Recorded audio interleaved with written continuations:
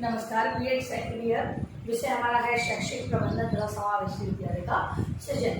ये हमारा third paper है और इसका जो पेपर कोड है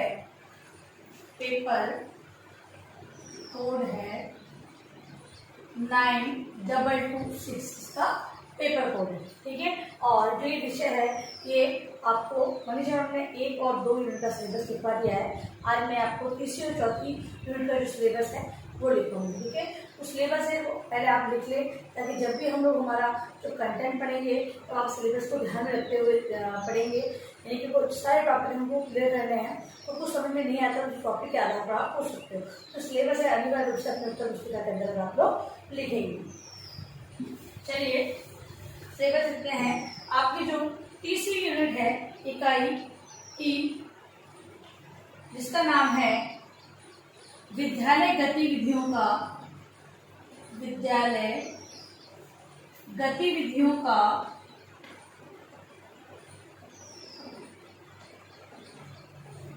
प्रबंधन।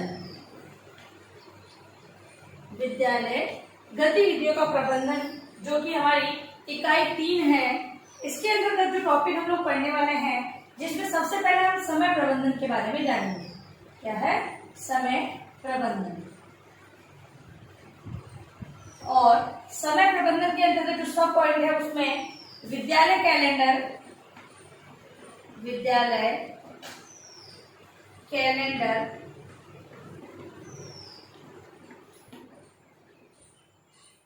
इसकी आवश्यकता,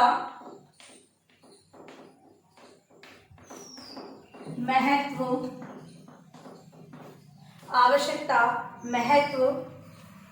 फिर है समय सारणी की अवधारणा,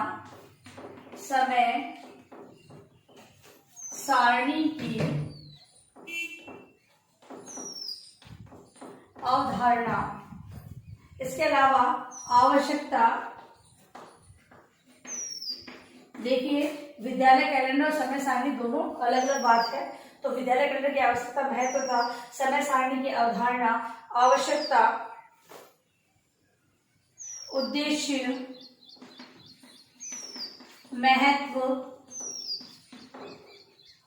सिद्धांत तथा कठिनाइयां। समय सारणी बनाने में बहुत सारी कठिनाइयों का सामना अध्यापक या प्रधानाध्यापक को करना पड़ता है, उसकी चर्चा भी हम लोग यहाँ पर करेंगे।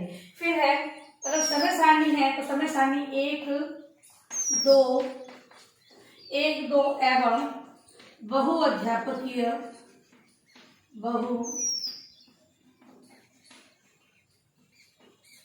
बहुअध्यापकीय विद्यालय की समय सारणी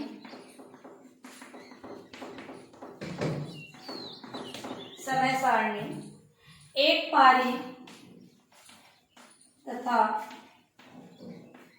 2 पारी, 1 पारी तथा 2 पारी विद्यालयों का संगठन चार्ट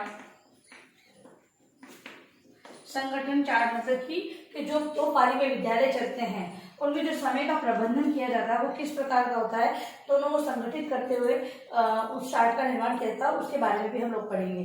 इसके अलावा प्राथमिक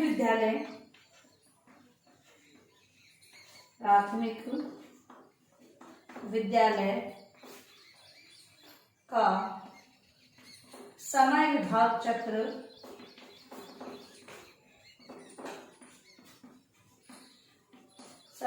चक्र,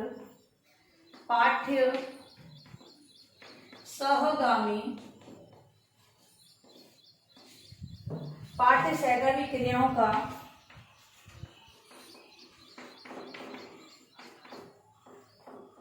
समय विभाग चक्र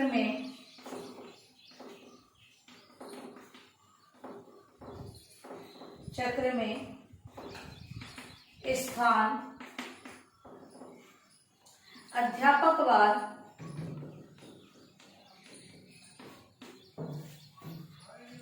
समय सारणी तथा कक्षावार समय सारणी। तीसरी यूनिट का जो पहला भाग है इसके अंतर्गत समय प्रबंधन के बारे में हम लोग विद्यालय कैलेंडर की आवश्यकता, महत्व, उसकी अवधारणा, जो समय सारणी है उसके बारे में संबंधित सारी जानकारियाँ, एक या दो या बहु अध्यापकीय विद्यालयों में समय सारणी का निर्माण किस प्रकार किया जाता है उसके बारे में, तथा एक या दो पारी में जो संचालित होते हैं विद्यालय उसके संगठन चार्ट, तथा सबसे जरूरी बात जो आज का जो बाल केंद्रीय शिक्षा प्रणाली चल रही है उसमें पाठ्य सहगामी क्रियाओं को साथ में लेते हुए जो शिक्षण कार्य करवाया जा रहा है, तो उसके लिए सबसे पहले जो आवश्यक बात है कि समय सारणी में उन पाठ्य सहगामी क्रियाओं को स्थान देना। तो समय विभाग चक्र में किस प्रकार उसे स्थान दिया जाता है, अध्यापक वार, कक्षावार समय सारणी का निर्माण हम लोग इसमें देखेंगे। अब है अगला जो इसका दूसरा भाग है,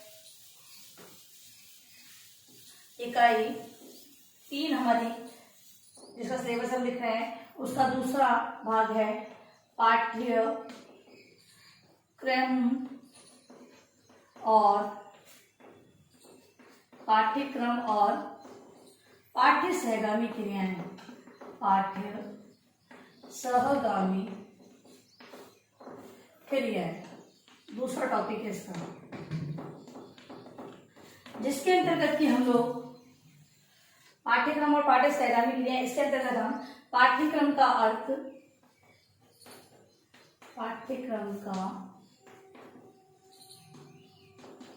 अर्थ, अवधारणा,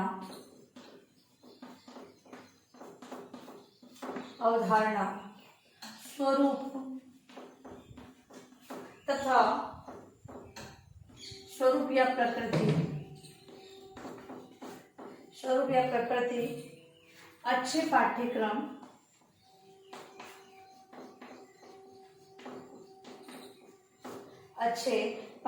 की विशेषताएं,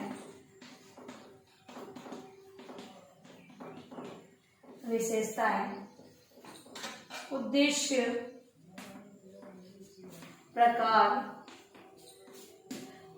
प्रकार, प्रभावी अध्यापन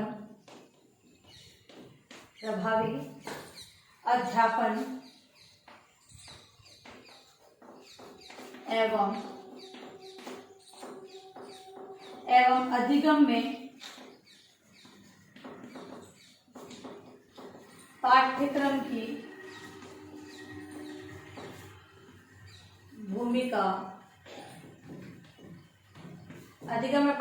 भूमिका, इसके अलावा पाठ्यक्रमीय क्रियाएं जिसे हम पाठ्य सहगामी क्रियाएं भी कह सकते हैं। तो पाठ्यक्रमीय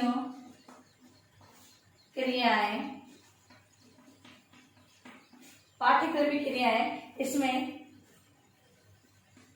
पाठ्य सहगामी क्रियाओं का स्वरूप, पाठ्यक्रमीय क्रियाओं का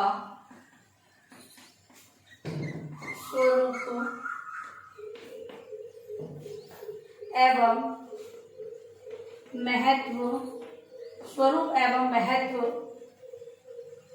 आयोजन, उद्देश्य एवं सिद्धांत, क्रियान्वयन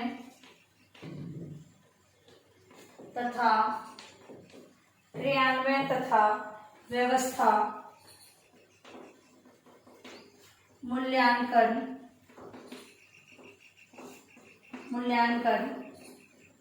संगठन में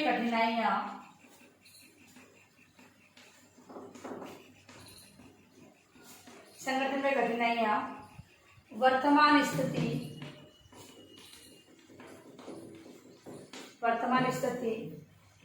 पाठ्यक्रमीय क्रियाओं के प्रकार, पाठ्यक्रमीय क्रियाओं के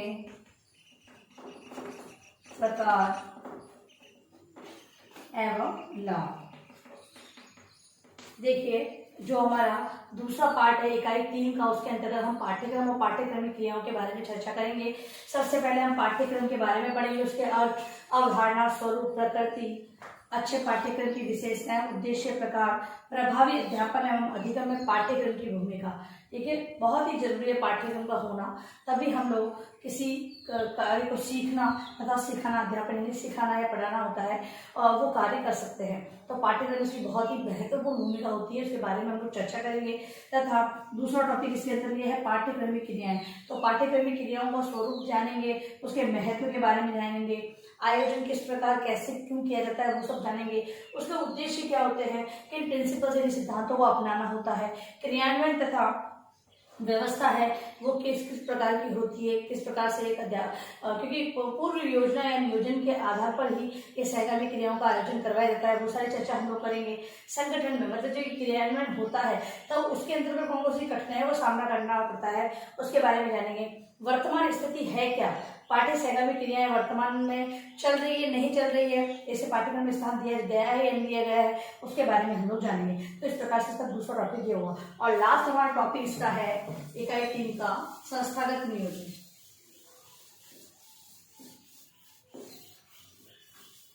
लास्ट है, तीसरा टॉपिक है संस्थागत नियोजन।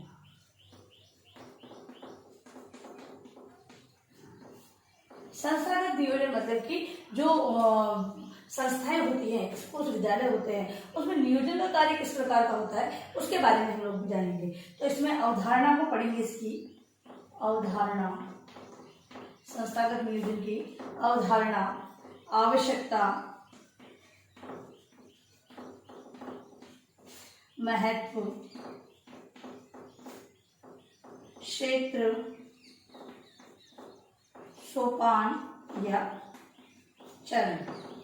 ठीक है, इन चीजों संस्थागत नियोजन में इन टॉपिकों के बारे में हम लोग जानेंगे। तो इस प्रकार से हमारा जो तीसरी यूनिट है इसके अंतर्गत हम लोग ये सारी चीजों के बारे में जानकारी प्राप्त करेंगे। ठीक है, आज का जो आपका गृह कार्य है वो है, आप जो मैंने सिलेबस आपको लिखाया है उस सिलेबस को अपने उत्तर पुस्तिका में आप लोग लिखेंगे। और अंत में इस महामारी के दौर में कम से कम आवश्यक कार्य होने पर आप लोग बाहर निकलें। बाहर निकलते तो 3 बातों का विशेष ध्यान रखें, मास्क लगाए, सोशल डिस्टेंस बनाए और हाथों को बार बार सैनिटाइज करते हैं। स्वच्छता सभी का ध्यान रखें। धन्यवाद।